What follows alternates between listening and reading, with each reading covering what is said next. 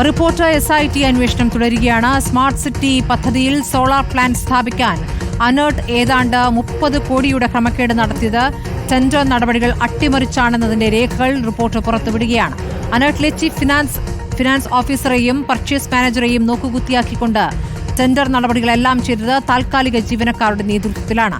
എന്നാൽ നിയമസഭാ ചോദ്യത്തിന് മന്ത്രി കൃഷ്ണൻകുട്ടി കളവാണ് മറുപടി നൽകിയത്. താൽക്കാലിക ജീവനക്കാരുടെ പേര് മറച്ചുവെച്ചായിരുന്നു മന്ത്രിയുടെ മറുപടി. എസ്റ്റിമേറ്റ് പോലും ഇല്ലാതെയാണ് ടെൻഡർ വിളിച്ചത്. 36,000 രൂപ 1 കിലോവാട്ടിന് പരമാവധി കേന്ദ്രം പറഞ്ഞുവെങ്കിലും അനേർട്ട് ചെയ്തത് 64,000 വരെ രൂപയ്ക്കാണ്. TV പ്രസാദ് വിവരങ്ങൾ നൽകും. പ്രസാദ്, ടെൻഡറിലെ അട്ടിമറി, സഭയിൽ നൽകിയ കള്ള മറുപടി, എന്താണ് വിശദാംശങ്ങൾ? സ്മൃതി, അത് തന്നെയാണ്. അതായത് ഇത്ര വലിയ തട്ടിപ്പ് എങ്ങനെ നടന്നു എന്ന ചോദ്യത്തിൻ്റെ മറുപടിയാണ് ഇപ്പോൾ സ്മൃതി പറഞ്ഞത്. അത് ടെൻഡറിലുള്ള വലിയ ക്രമക്കേടാണ്, വലിയ അട്ടിമറിയാണ് എന്നുള്ളതാണ്. സ്വാഭാവികമായും ഇത്തരം ചോദ്യങ്ങൾ നിയമസഭയിൽ വരുമ്പോഴാണ് സത്യസന്ധമായ മറുപടികൾ പ്രതിനിധികൾക്ക് കിട്ടുക, ഒപ്പം സംസ്ഥാനം അറിയുകയും ചെയ്യുക. പക്ഷേ ഇതിൽ വകുപ്പ് മന്ത്രിയായ കെ കൃഷ്ണൻകുട്ടി കളവ് പറഞ്ഞു എന്നുള്ളതാണ് സ്മൃതി. അതായത് ടെൻഡറുമായി ബന്ധപ്പെട്ട ഡോക്യുമെന്റുകൾ തുടങ്ങുന്നത് അവിടുത്തെ താൽക്കാലിക ജീവനക്കാരാണ്, ടെൻഡർ വിളിക്കുന്നത് അവിടുത്തെ വിനയ് എന്ന് പറയുന്ന മറ്റൊരു താൽക്കാലിക ജീവനക്കാരനാണ്. പക്ഷേ കൃഷ്ണൻകുട്ടി പറഞ്ഞ മറുപടിയിൽ അവരെക്കുറിച്ച് മിണ്ടുന്നതേ ഇല്ല എന്നുള്ളതാണ്. ചോദ്യം ഇതായിരുന്നു: അനേർട്ടിൽ സ്മാർട്ട് സിറ്റി സോളാർ പദ്ധതിയുമായി ബന്ധപ്പെട്ട ടെൻഡർ ഫയലുകൾ കൈകാര്യം ചെയ്യുന്ന ഉദ്യോഗസ്ഥർ ആരൊക്കെ? മന്ത്രി കെ കൃഷ്ണൻകുട്ടി പറഞ്ഞ മറുപടി കേൾക്കുക Smriti. Shri Narendranath Veluri IFS chief executive officer, ശരിയാണ്, അവർ ഉണ്ടായിരുന്നു. Shri Aneesh S Prasad chief technical manager, അവരുമുണ്ടായിരുന്നു.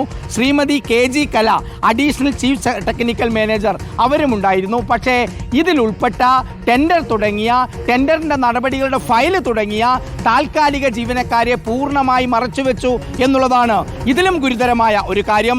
അവിടെ പർച്ചേസ് മാനേജർ നിലനിൽക്കുകയാണ്. പർച്ചേസ് മാനേജറെ ഈ ഫയലുകളൊന്നും കാണിക്കാതെ അവിടെ നടന്നത്. അവിടെ ചീഫ് ഫിനാൻഷ്യൽ ഓഫീസർ ഉണ്ടായിരുന്നു. അവരെയും ഈ ടെൻഡറിൻ്റെ ഭാഗമായി അടുപ്പിച്ചതേയില്ല. ചുരുക്കത്തിൽ താൽക്കാലികക്കാരുടെ പേര് മറച്ചു വെച്ചുകൊണ്ടാണ് മന്ത്രി കൃഷ്ണൻകുട്ടി മറുപടി പറഞ്ഞത് എന്ന് ഈ ഡോക്യുമെന്റുകളിൽ നിന്ന് വ്യക്തമാണ്. തീർന്നില്ല സ്മൃതി, ഇവിടുത്തെ അനേർട്ടിന് ഒരു ബെഞ്ച് മാർക്ക് കോസ്റ്റ് ഉണ്ടായിരുന്നില്ല. അതായത് പാരമ്പര്യേതര ഊർജ മന്ത്രാലയം ഒരു റേറ്റ് പറയുന്നുണ്ട്. അതാണ് നേരത്തെ സ്മൃതി വായിച്ചത്. 1 കിലോവാട്ടിന് 36,000 രൂപ വരെയാണ് 500 കിലോവാട്ട് ചെയ്യുമ്പോഴുള്ള റേറ്റ്. പക്ഷേ ഇവിടെ ചെയ്തത് 64 ലക്ഷം രൂപ വരെയാണ് 100 കിലോവാട്ട് ചെയ്യുമ്പോൾ വന്നത്. അതായത് 1 കിലോവാട്ടിന് ഏതാണ്ട് 64,000 രൂപ വന്നു, ഇരട്ടിയോളം. സാധാരണഗതിയിൽ കേന്ദ്ര പാരമ്പര്യേതര ഊർജ മന്ത്രാലയത്തിൻ്റെ നിബന്ധന പ്രകാരം അവരൊരു ബെഞ്ച് മാർക്ക് കോസ്റ്റ് നിശ്ചയിക്കുമ്പോൾ അതിൽ പരിധി കഴിയാൻ പാടില്ല. പക്ഷേ കേരളത്തിലെ ആ പരിധി പോരാ എന്ന് പറഞ്ഞുകൊണ്ട് നേരത്തെ B അശോക് വകുപ്പ് സെക്രട്ടറി ആയിരിക്കെ ഒരു മീറ്റിംഗ് ചേർന്നു. ടെക്നിക്കൽ കമ്മിറ്റിയുടെ നിർദ്ദേശപ്രകാരം ഈ റേറ്റ് ഒന്ന് പുനർനിശ്ചയിക്കാം. പക്ഷേ അതിൻ്റെ തീരുമാനം വേലൂരി IFS ഓഫീസർ, അവിടുത്തെ CEO ആയി വന്നതിന് ശേഷം അത് പൂത്തുകയായിരുന്നു സ്മൃതി. പിന്നീട് തോന്നിയ പോലെയായിരുന്നു ടെൻഡർ വിളിച്ചത്. സ്മൃതി, തീർന്നില്ല.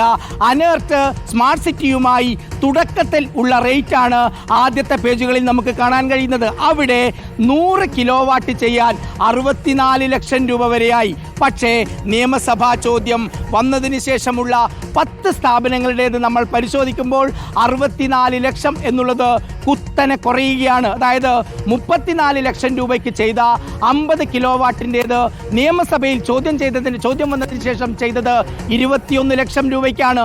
എങ്ങനെയാണ് ഒറ്റയടിക്ക് 13 ലക്ഷം രൂപയുടെ കുറവ് വെറും 50 കിലോവാട്ടിൽ ഉണ്ടാകുന്നത് എന്നുള്ളതാണ് ഉയരുന്ന ഏറ്റവും പ്രധാനപ്പെട്ട ചോദ്യം. സ്മൃതി, ഇതിൽ ടെൻഡർ നടപടികൾ പൂർണ്ണമായും അട്ടിമറിച്ചുകൊണ്ടാണ് 100 കോടിയുടെ പദ്ധതിയിൽ ഏതാണ്ട് 30 കോടി രൂപയുടെ വെട്ടിപ്പ് നടത്തിയത് എന്ന കാര്യം വ്യക്തമാണ്. വരുന്ന ദിവസങ്ങളിൽ ഇത് കൂടുതൽ വ്യക്തമാകുന്ന ഒരുപാട് രേഖകൾ നമുക്ക് പ്രേക്ഷകരുടെ മുന്നിലേക്ക് എത്തിക്കേണ്ടതുണ്ട് സ്മൃതി. ശരി, ഈ അന്വേഷണത്തിലെ ആദ്യ രേഖയുടെ വിശദാംശങ്ങളാണ് ഇപ്പോൾ TV പ്രസാദ് നൽകിയിരിക്കുന്നത്.